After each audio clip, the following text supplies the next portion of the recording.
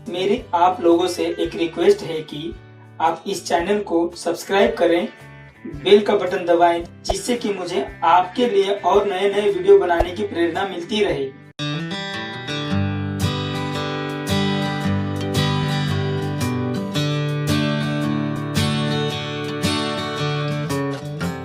अब जानते हैं फोटोशॉप के टूल्स के बारे में। फोटोशॉप टूल्स क्या हैं? जब आप फोटोशॉप को लोड करते हैं तब आपको एक साइड बार नज़र आएगा जिसमें वैरायटी ऑफ टूल्स होते हैं और इसमें मल्टीपल इमेज एडिटिंग फंक्शन दिखाई पड़ते हैं। स्क्रीन के लेफ्ट साइड में ये टूल्स टिपिकली कुछ स्पेसिफिक कैटेगरी के नीचे ही आते हैं, जैसे कि drawing, painting, measuring and navigation, selection, typing और रिटचिंग। वहीं कुछ टूल के नीचे एक छोटा सा ट्रायंगल नज़र आता है। इसका मतलब है कि इसे और भी एक्सपेंड किया जा सकता है और जिसमें बहुत सारे सिमिलर टूल भी होते हैं। इस सॉफ्टवेयर के प्रत्येक नए वर्जन के साथ नए टूल्स और फीचर्स को ऐड किया जाता है। तो चलिए ऐसे ही कुछ इम्पोर्टेंट टूल्स के बारे में हम लोग आज इस वीडियो में जानते हैं। Pen tool. फोटोशॉप में पेन टूल के बहुत से वर्जन मौजूद हैं। इस पेन टूल की मदद से यूज़र प्रिसाइज पाथ क्रिएट कर सकते हैं, जिससे कि बाद में मैनिपुलेट भी करा जा सकता है। एंकर पॉइंट के इस्तेमाल से जहां फ्री फ्रॉम पेन टूल से यूज़र आसानी से पाथ फ्री हैंड ड्रॉ कर सकते हैं। वहीं मैग्नेटिक पेन टूल से ड्रॉ पाथ बड़े ही आसानी से इमेज के मौजूदा ऑब्जेक्ट के आउटलाइन में अटैच हो जाता है, जो कि उसे बैकग्राउंड से आइसोलेट करने में मदद करता है। Clone stamp tool. Clone stamp tool का इस्तेमाल इमेज के पार्ट को डुप्लीकेट करने के लिए इस्तेमाल होता है।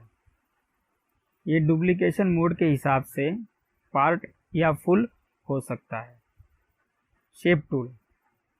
इस सॉफ्टवेयर में यूज़र को बहुत सारे शेप टूल प्रदान किए जाते हैं। Rectangles, rounded rectangles, ellipse, polygonal और लाइन शामिल है। मेजरिंग और नेविगेशन। आई ड्रॉपर टूल के इस्तेमाल से किसी एरिया के कलर को सिलेक्ट कर सकते हैं और फीचर में उसे सैंपल के हिसाब से यूज कर सकते हैं। वहीं हैंड टूल का इस्तेमाल इमेज को नेविगेट करने के लिए किया जाता है, जिसमें इमेज को किसी भी डायरेक्शन में मूव किया जाता है। और जूम टूल का इस्तेमाल इमेज को इनलार्ज करने के लिए इस्तेमाल होता है, क्लोजर व्यू के लिए। Selection tool. सिलेक्शन टूल के इस्तेमाल से इमेज के पार्ट को सिलेक्ट कर उस पर कट, कॉपी, एडिट और रिटचिंग ऑपरेशन किया जाता है। क्रॉपिंग।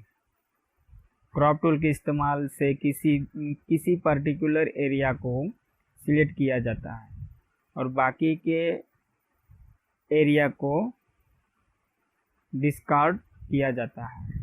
क्रॉपिंग से फ़ोटो कंपोजिशन को बढ़ाया और साथ में ही फाइल साइज को घटाया भी जाता है। स्लाइसिंग। ये स्लाइस और slice select tool crop tool के जैसे ही इमेज को आइसोलेट करने में इस्तेमाल होता है।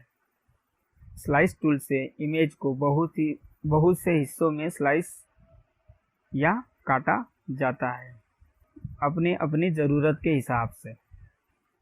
मूविंग। इस मूव टूल का इस्तेमाल इमेज को एक स्क्रीन से दूसरी जगह मूव करने के लिए किया जाता है। मर्क्यू। यह एक ऐसा टूल है जो कुछ खास प्रकार के सिलेक्शंस कर सकते हैं, जैसे कि सिंगल रॉ कॉलम, रेक्टेंगुलर और इलिप्टिकल। जिस एरिया को सिलेक्ट किया जाता है केवल उसी ही एरिया को एडिट कर सकते हैं। बिना बाकी के हिस्से को अफेक्ट किए। लैसो, ये लैसो टूल बहुत ही सिमिलर होते हैं मर्क्यू टूल के जैसे, लेकिन यूज़र आसानी से कस्टम सिलेक्शन भी कर सकते हैं। फ्री हैंड में ड्राइंग करने के लिए लैसो टूल मुख्य 3 प्रकार के ऑप्शन प्रदान करता है: रेगुलर, पॉलीगॉनल और मैग्नेटिक। जहां रेगुलर लैसो टूल की मदद से यूज़र अपनी इच्छा के अनुसार ड्राइंग बना सकते हैं, वहीं पॉलीगॉनल लैसो टूल में यूज़र केवल स्ट्रेट लाइन ही बना सकते हैं। इसीलिए ये आइडिया होता है ऐसे इमेज के लिए जहां केवल स्ट्रेट लाइन की ज़रूरत होती है। आखिर में मैग्नेटिक लैसो टूल को एक स्मार्ट टूल कंसीडर किया जाता है। ऐसा इसीलिए क्योंकि ये पहले के दोनों टूल के काम को खुद आसानी से कर सकता है। ऐसा इसीलिए क्योंकि यह पहले दोनों टूल्स के काम को खुद आसानी से कर सकता है।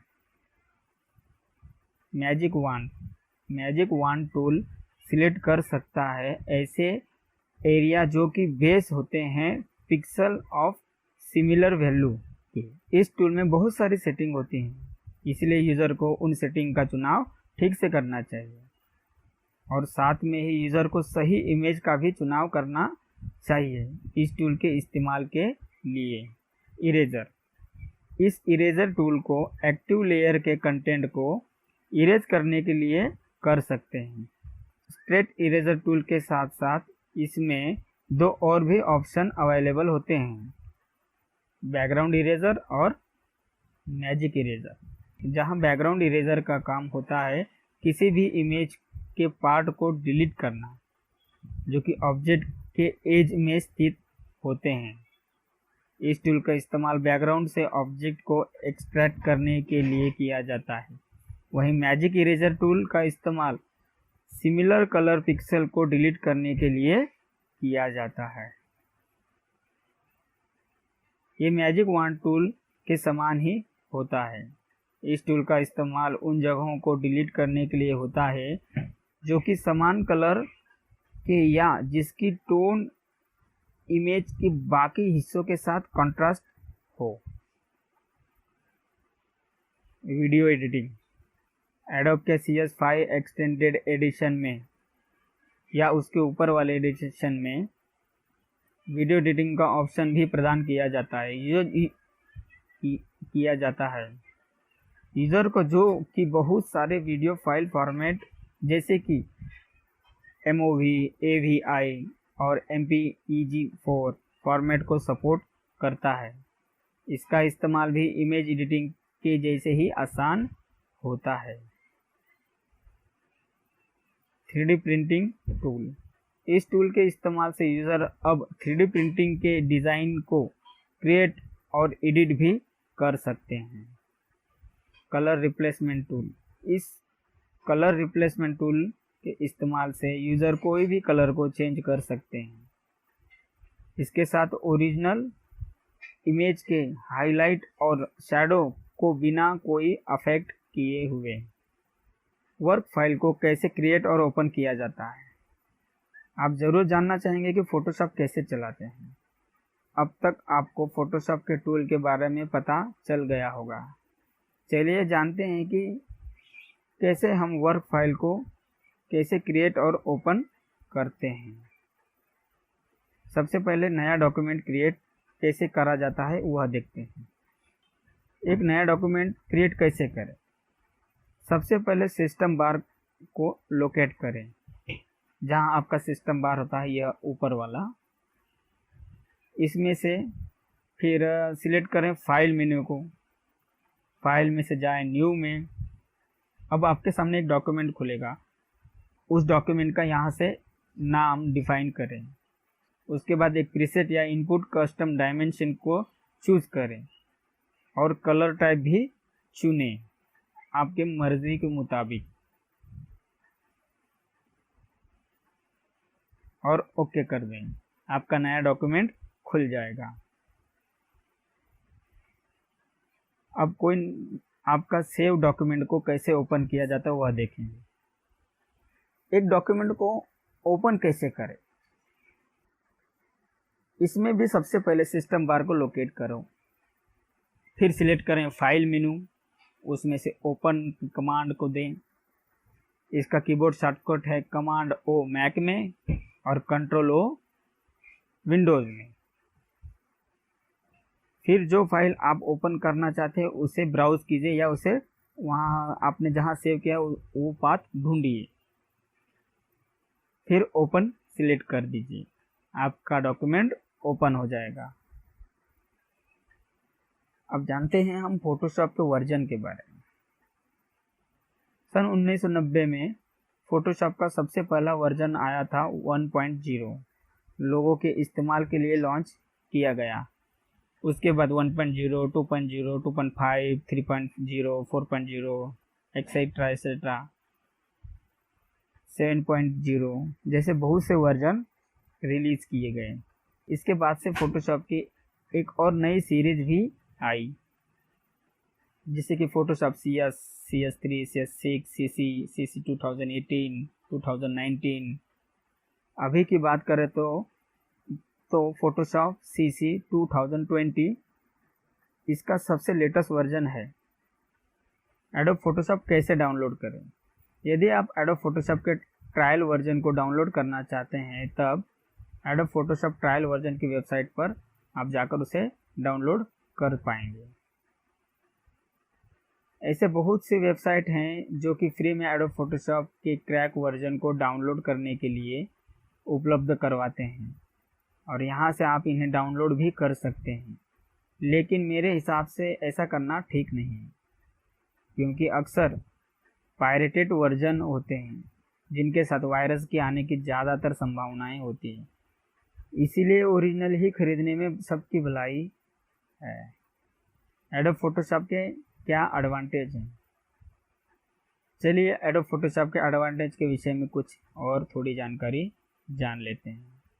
सबसे बड़ा जो एडवांटेज है वो ये है कि इसमें टूल्स ऑर्गेनाइज तरीके से रहते हैं।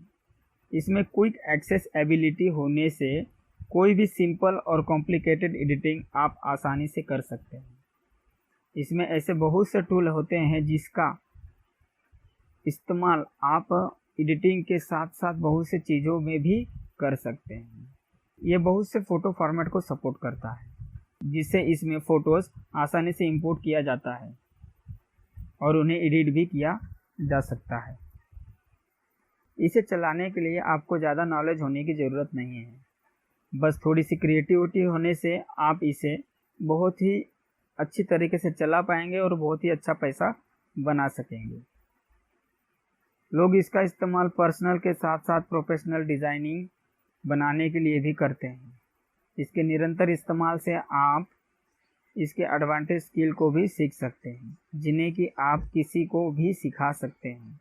चलिए एडोब फोटोशॉप के डिसएडवांटेज के विषय में भी जान लेते हैं। सबसे बड़ा जो डिसएडवांटेज है वो ये है कि इसकी पॉपुलैरिटी के कारण इसकी कीमत बहुत ही ज़्यादा होती है बाकी सॉफ्टवेयर के कंपैरिजन में। बिगिनर्स एडोब फोटोशॉप के एडवांस फीचर का इस्तेमाल नहीं कर पाते हैं क्योंकि इसके लिए बहुत प्रैक्टिस की ज़रूरत होती है। फुल फंक्शनैलिटी का इस्तेमाल केवल प्रो यूज़र ही कर सकते हैं। मुझे नई नई टेक्नोलॉजी से संबंधित चीज़ों को सीखना और दूसरों को सिखाने में बड़ा मज़ा आता है। मेरी आपसे विनती है कि आप लोग इसी तरह हमारा सहयोग करते रहिए और हम आपके लिए नई नई जानकारियाँ उपलब्ध करवाते रहेंगे। धन्यवाद।